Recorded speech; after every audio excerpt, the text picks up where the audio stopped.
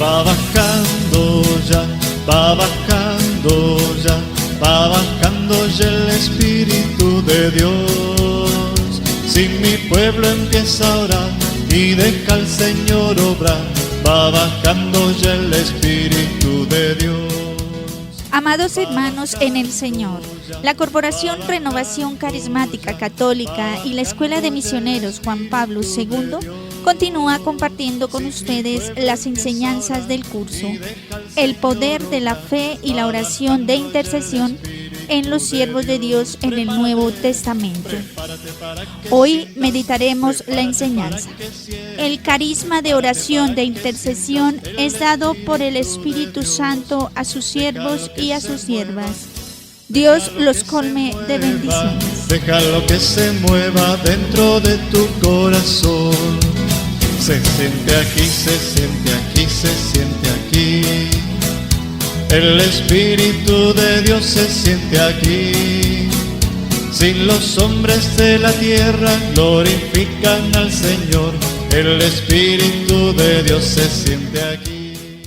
Cuando llegó el día de Pentecostés, estaban todos reunidos en el mismo lugar. De repente vino del cielo un ruido como el de una violenta ráfaga de viento, que llenó toda la casa donde estaban. Y aparecieron unas lenguas como de fuego que se repartieron y fueron posándose sobre cada uno de ellos. Todos quedaron llenos del Espíritu Santo y comenzaron a hablar en otras lenguas, según el Espíritu les concedía que se expresaran. Palabra de Dios. Te alabamos, Señor. Saludamos muy cordialmente a todas las hermanos y hermanos de la Renovación Carismática Católica de Boyacá, especialmente a mis hermanos de la Escuela de Misioneros Juan Pablo II. En esta enseñanza que la escuela comparte para todos los que nos acompañan, que nos sintonizan por estos medios o que escuchan por otros medios, por redes sociales, en fin, por el que sea, vamos a hablar un poquito del carisma de oración de intercesión. La palabra de Dios es muy clara en la lectura que nos comparte al inicio de esta enseñanza con nuestra hermana Aureliana Fonseca Suárez. Si nosotros nos damos cuenta, mirando el libro de Hechos de los Apóstoles en los capítulos 2, en los versos del 1 al 4, la palabra de Dios nos dice cosas muy puntuales. Entonces nos dice que cuando llegó el día de Pentecostés estaban todos reunidos en el mismo lugar y de repente vino del cielo un ruido como el de una violenta ráfaga de viento que llenó a toda la casa donde estaban. Y aparecieron unas lenguas como de fuego que se repartieron y fueron posándose sobre cada uno de ellos. Todos aquellos quedaron llenos del Espíritu Santo y comenzaron a hablar en otras lenguas. Pero vea lo que nos dice la palabra. Según el Espíritu les concedía que se expresara. Corresponde esta lectura a Hechos 2, del 1 al 4. Nos dice además que de igual manera el Espíritu Santo viene en ayuda de nuestra flaqueza, porque nos recuerda que nosotros no sabemos cómo pedir para orar como conviene, mas el Espíritu mismo intercede por nosotros con gemidos inefables. Entendamos esto, hermanos, nosotros definitivamente somos templo del Espíritu Santo, pero no basta con que digamos somos templo del Espíritu Santo, sino que realmente abramos nuestra mente, nuestro corazón, todo nuestro ser, para que sea el Espíritu Santo el que tome el control de nuestros pensamientos, de nuestros sentimientos, de nuestra boca, de nuestra lengua, de nuestras acciones. Es decir, de todo lo que hacemos en nuestras acciones, especialmente cuando estamos en la oración, que sea Él el que nos guíe, el que nos conduzca, y sobre todo cuando hablamos del carisma de oración de intercesión. Entonces, recordemos que si bien todos somos llamados a ejercer el ministerio de intercesión, o la capacidad, digámoslo así, para recibir este carisma que generosamente Dios nos regala. Por eso es importantísimo que el intercesor que reciba un carisma asociado al carisma de intercesión, pues tiene el llamado concreto de Dios Por tanto, su misión tiene como base la vocación recibida y necesita del envío específico por parte de los órganos del Gobierno de la Renovación Carismática Católica de Boyacá, pues todos somos enviados por ello, por nuestra organización, a través de nuestra madre, la Iglesia. Lo primero que debemos tener en cuenta y como punto de partida es que no todos tienen el carisma de intercesión, es decir, todos nosotros recibimos muchos carismas de Dios, pero no todos recibimos el mismo carisma. ¿Qué sería lo ideal en un grupo de oración? Pues que pedirle a Dios que en su infinita misericordia a ese grupo le conceda muchos carismas, pero muchas veces una persona puede tener 1, 2, 3 o muchos carismas, como puede tener 1 o 2. ¿Quién lo sabe? El Espíritu Santo, que es quien concede los carismas, otorga los carismas a quienes lo pedimos, a Dios que nos regale esa gracia. Lo primero que debemos tener en cuenta y como punto de partida, entonces, vuelvo a repetir, todos no tenemos el carisma de intercesión. Este carisma se manifiesta cuando uno logra orar en todo lugar de forma interior, en oración constante, según lo inspire el Espíritu. Si existe el carisma de intercesión, se ve por los frutos. ¿Cuáles son los frutos? Pues la constancia en la oración, la permanencia en la oración, el gusto que se tiene al orar. Más que el gusto es, Dios le ha dado a uno de poder orar de manera casi constante y permanente.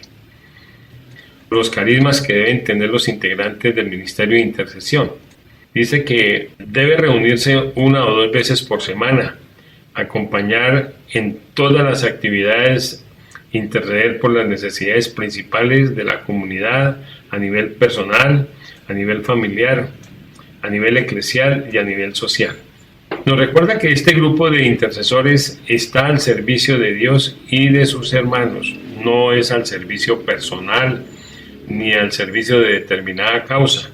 Dios espera de este grupo que levante los brazos de la comunidad. Así como Moisés nos dice, tenía quien le levantara los brazos cuando se consaba para que los israelitas ganaran las batallas. Así debe hacer el grupo de intercesión. Orar, pedirle al Espíritu Santo la fuerza y la gracia para que los grupos puedan desarrollar su misión y para que no se decaigan los grupos de oración, para que estos tengan crecimiento espiritual. Porque un grupo de oración que no crece, pues es como una plantica. Si una planta no se abona, no se cultiva, no se fortalece, o sea, no se le echa fertilizantes, pues va a quedar muy raquítica. Y podemos encontrar nosotros en nuestras comunidades pues grupos raquíticos que no crecen, no se desarrollan. ¿Por qué? Pues porque nos hace falta sencillamente hacer oración, ser constantes en la oración, pedir la intercesión, la presencia del Espíritu Santo en cada uno de los miembros para que estos grupos puedan crecer y se puedan desarrollar. Amalek. Los amalecitas, acordemos nosotros las batallas que ellos libraron con los israelitas, con el pueblo elegido de Dios. Entonces aquí en este versículo del Éxodo, en el capítulo 17, verso 11, nos está recordando lo que sucedía y así nos puede estar sucediendo hoy a nosotros. El simple hecho de reconocer que no tenemos todos los dones, ni todos los talentos, ni la sabiduría, es razón suficiente para comprender que necesitamos otros hombres, otras mujeres, que contribuyan a enriquecer los dones que Dios ha previsto para el desarrollo y fortalecimiento del cuerpo de Cristo, que en última instancia el cuerpo de Cristo, pues ya sabemos, es la iglesia que él mismo fundó. El apóstol Pedro nos recuerda que cada uno ponga al servicio de los demás el carisma que ha recibido, y de este modo serán buenos administradores de los diversos dones de Dios que Dios le ha concedido. Primera de Pedro 4:10. Hermanos, uno de los énfasis de nuestro ministerio es la idea de que cada quien debe funcionar en las áreas donde mejor operarían sus dones y sus talentos. Cuando trabajamos fuera del don, que Dios nos ha dado, no estamos trabajando en el lugar para el cual Él nos equipó. Y desde luego los demás tampoco están recibiendo la mejor ministración. Donde mejor funcionas es donde tu don o tu talento y llamado de Dios convergen. Cada miembro del cuerpo de Cristo tiene su función específica para que pueda llevar a cabo de la mejor forma posible y pueda funcionar en armonía con los demás miembros del equipo. Aquí vamos a pedirles que usted ya más adelante se haga la lectura de la primera carta a los Corintios, el capítulo 12, versos del 12 al 31, pues donde justamente el apóstol Pablo en esta carta a los Corintios nos habla de los énfasis de este ministerio. El apóstol Pablo nos dice que trabajar con otros es vital para cultivar amistad, confianza y lealtad, porque de lo contrario esa falta de unidad será percibida por el resto de la iglesia y ésta no podrá disfrutar de la unidad del Espíritu que se nos ha ordenado preservar, y nos dice: mantengan entre ustedes lazos de paz y permanezcan unidos en el mismo Espíritu. Efesios 4:3. Se ha dicho: usted conseguirá más trabajando con otros que trabajando solo o contra otros. Cada miembro del equipo de trabajo necesita tener claro que no estamos llevando a cabo la agenda del líder, ni siquiera la agenda de todo el equipo, sino que estamos tratando de llevar a la práctica la agenda de Dios para con nosotros y nuestros hermanos. Por tanto, necesitamos alinearnos con los propósitos de Dios. Somos obra suya, creados por medio de Cristo Jesús para realizar las buenas acciones que Dios nos había asignado como tarea. Efesios 2:10. Dios va a traer gente que Él selecciona para realizar ese propósito. Entonces, como siervos de Dios que somos todos, cada cual necesita subordinar sus metas personales a los propósitos de Dios. Muchas veces el equipo que Dios trae a nuestro lado nos ayuda a descubrir la meta de Dios para nuestra iglesia, en la manera en que ellos contribuyen a enriquecerla en su visión. ¿Cuáles son las evidencias que muestran que un creyente tiene el don o el ministerio de intercesión? La persona tiene el ministerio de intercesión, presenta las siguientes características. Ora por largos periodos de tiempo y disfruta de la oración. Esto quiere decir que es una evidencia muy clara en un intercesor que puede estar orando por muchas horas y no se queja ni se aburre. Por el contrario, disfruta la oración. Nos dice que opera fuertemente el don de discernimiento de espíritu. ¿Qué se entiende por discernimiento de espíritu? Los intercesores perciben, sienten, ven y oyen en el mundo espiritual muy a menudo. Esto es debido a que operan en ellos el don de discernimiento de espíritu. Los intercesores se identifican con la carga y con el dolor de las personas. Esto se manifiesta cuando estás hablando con una persona. Puede percibir inmediatamente la carga emocional o la carga del problema de la persona que le está hablando. Y en otro momento nos dice que obtiene respuestas a sus oraciones muy a menudo, más que cualquier otro creyente en promedio. Dios contesta las oraciones, aun cuando sean muy específicas. Los resultados son más poderosos que los de cualquier otro creyente. Constantemente tiene una actitud de oración, no importa dónde esté y con quién esté, todo el tiempo está intercediendo. Opera el don de compasión y amor. Esta es una de las evidencias de un verdadero intercesor, es decir, lo que hace a un intercesor sensible a la carga y al dolor de las personas es que está lleno de amor y compasión por los demás. Nos dice que a menudo recibe sensaciones, síntomas en su cuerpo físico que le advierten de un peligro. Hay muchos intercesores que sienten los síntomas de las personas o de las situaciones por las que están orando. Por ejemplo, dolor de cabeza, de corazón o en la espalda, vómitos, mareos y muchas otras manifestaciones. El intercesor es muy sensible al mundo espiritual. Esto quiere decir que si no tiene cuidado, se puede inclinar a percibir más lo malo que lo bueno. Es decir, aquí el intercesor debe pedirle al mismo Espíritu Santo que lo guíe y lo ilumine en el mundo espiritual.